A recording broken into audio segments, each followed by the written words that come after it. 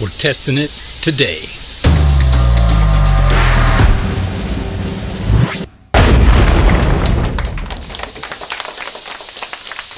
Here it is. Added some pieces. Put this on here so I can get 2 for 1. I'm doing a forward shot. I can also have this camera running and I'll get a reverse shot. Then I've also added this piece to attenuate that swinging motion, and it's that's one of those wrist keychain holders, key holder.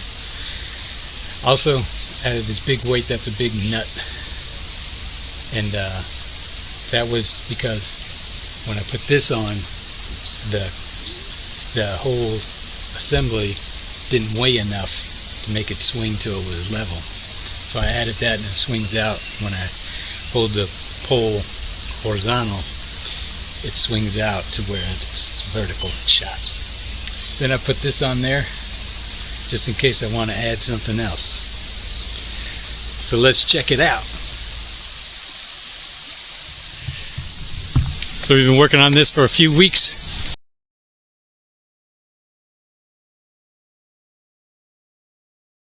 We got it out in the wild, see if it really works or if it's a flop. Let's check it out.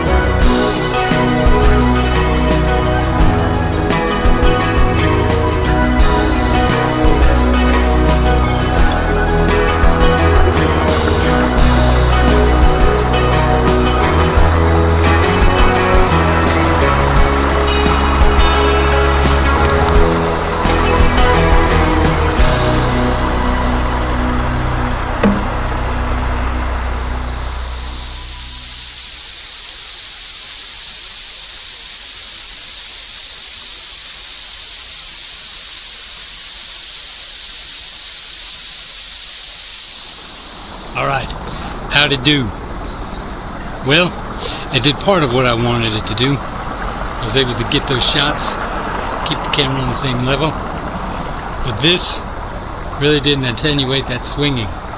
So I've got to figure out a way to where it's going to let the camera swing this way without it swinging back. So I need pressure forward and reverse. So I got to figure that out. I don't know how I can do that with springs. We'll check it out.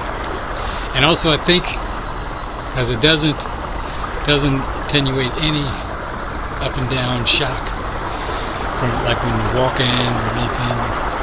So I think I'm gonna have to build like a lever arm. It's got the two beams with a spring that goes diagonally across there, and then as that it'll move this way and hopefully attenuate some of that sort of movement. So we're back to work, back to the drawing board. But we had a great time, got out in nature, walked around, saw a new place. So thank you for watching, like and subscribe, and we'll catch you on the next one.